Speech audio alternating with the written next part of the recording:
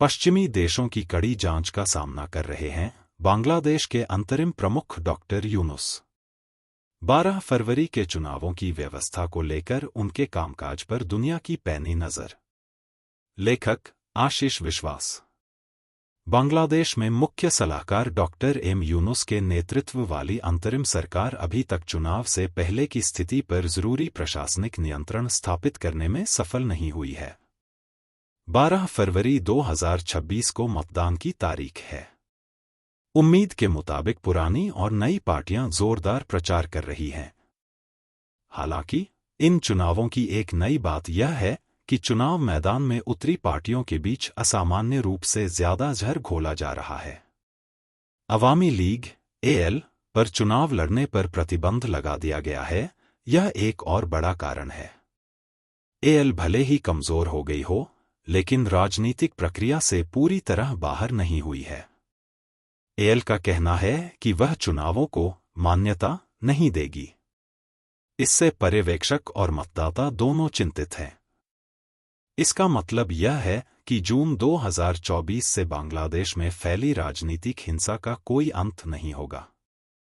Bangladesh police और अन्य अधिकारियों द्वारा AL के खिलाफ बड़े पैमाने पर की गई कार्रवाई में हजारों युवाओं को गिरफ्तार किया गया। उन्हें अनिश्चित काल के लिए जेल में रखना और उन्हें न्यूनतम राजनीतिक जगह से वंचित करने से फिलहाल एक बड़े विपक्ष को किनारे करने में मदद मिली है। लेकिन एक बड़े दक्षिण एशियाई देश में ऐसी स्थिति को कब तक जारी रहने दिया जा सकता है, जहां पश्चिमी शक्तियां एक स्वतंत्र, समृद्ध लोकतंत्र देखना चाहती हैं? इस सवाल का जवाब ढूंढना ढाका और दिल्ली में सत्ता प्रतिष्ठानों के लिए उतना ही महत्वपूर्ण है जितना वाशिंगटन और ब्रुसेल्स के लिए। बांग्लादेश में AL अपनी राजनीतिक लचीलेपन के लिए जानी जाती है, खासकर विपक्ष में रहते हुए। इसके अलावा भले ही AL खुद को बहुत दबाव में महसूस कर रही हो, लेकिन वह अभी भी पूरी तरह से खत्म नहीं हुई है। प्रतिबंधित पार्टियों को वैसे भी रैलियां या सार्वजनिक बैठकें करने की अनुमति नहीं है।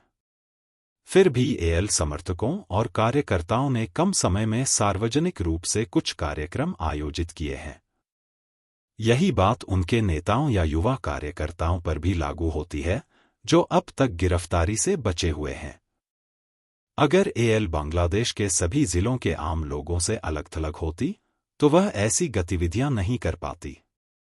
उनके अलग-थलग होने का दावा मुख्य सलाहकार डॉक्टर यूनुस और नेशनल सिटीजन पार्टी (NCP) से जुड़े उनके मुख्य समर्थकों ने किया था।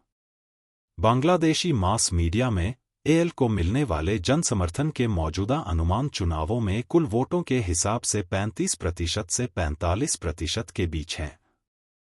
टीम यूनुस और उनके आग उगलने वाले नए राजनीतिक समर्थकों को बांग्लादेश में अपनी असुरक्षित स्थिति का फिर से आकलन करना चाहिए। ढाका के प्रिंट मीडिया में अघोषित सेंसरशिप के कारण केयरटेकर सरकार की कई कमियों के बारे में आलोचनात्मक रिपोर्ट मिलना मुश्किल है। फिर भी तख्तापलट के बाद बांग्लादेश में लोगों की गंभीर परेशानी के कड़वे सच को पूरी तरह से दबाया नहीं जा सकता। आजकल IMF वर्ल्ड बैंक से जुड़े संस्थान भी आम लोगों में गरीबी बढ़ने पर चिंता जता रहे हैं। 40% से ज्यादा बांग्लादेशी इस समय अपने जीवन स्तर में भारी गिरावट का सामना कर रहे हैं। 2 अंकों की महंगाई दक्षिण एशिया में सबसे ज्यादा रही है। टका का एक्सचेंज रेट अमेरिकी डॉलर के मुकाबले लगातार गिर रहा है, जिससे आयात अचानक बहुत महंगा हो गया है। विभिन्न पश्चिमी NGO द्वारा जारी रिपोर्टों के अनुसार 600 लाख से ज्यादा लोग खाद्य असुरक्षा का सामना कर रहे हैं, जिनमें सबसे गरीब 20% लोग गंभीर कुपोषण से जूझ रहे हैं।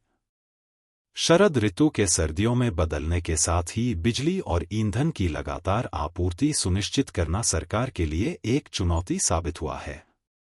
आमतौर पर शासन में संकट है, जिसमें राजनीतिक झड़पों और आपराधिक गतिविधियों के कारण औसतन रोज लगभग 20 हत्याएं होती हैं।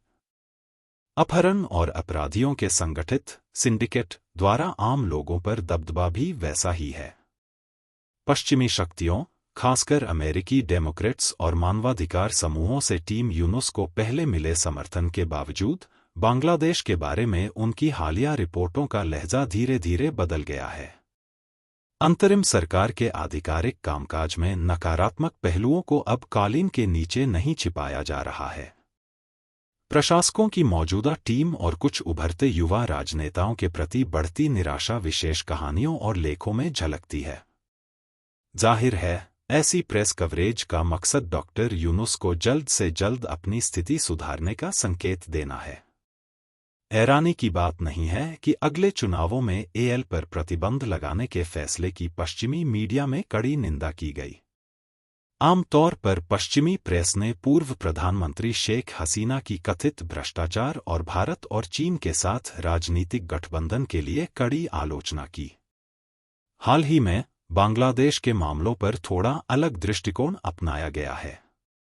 एएल को अपने कट्टर दुश्मन बीएनपी और अन्य के खिलाफ स्वतंत्र और निष्पक्ष पारदर्शी चुनाव में भाग लेते देखने की इच्छा स्पष्ट थी।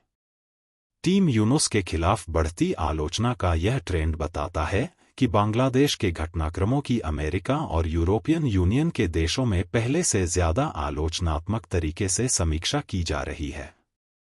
इससे टीम यूनुस को बढ़ते दबाव का सामना करना पड़ सकता है। उनके समर्थकों से उम्मीद है कि वे अपने पहले के वायदों को पूरा करेंगे। ये वायदे बांग्लादेश में नए वित्तीय सुधारों को लागू करने से जुड़े हैं, ताकि देश के अपने संसाधनों से ज्यादा सरकारी राजस्व कमाया जा सके। इसका मतलब लोगों पर पहले से ज्यादा टैक्स लग सकता है। डॉक्टर यूनुस ने फिलहाल इसका विरोध किया है।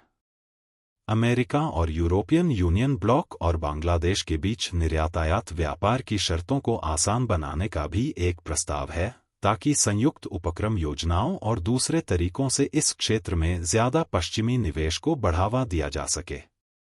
साथ ही बांग्लादेशी कपड़ों को पश्चिम में कुछ और समय तक मौजूदा प्राथमिकता मिलती रहे।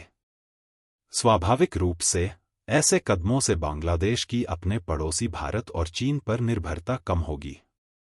सबसे जरूरी बात यह है कि फरवरी 2026 में होने वाले चुनाव ज्यादा से ज्यादा स्वतंत्र और निष्पक्ष होने चाहिए।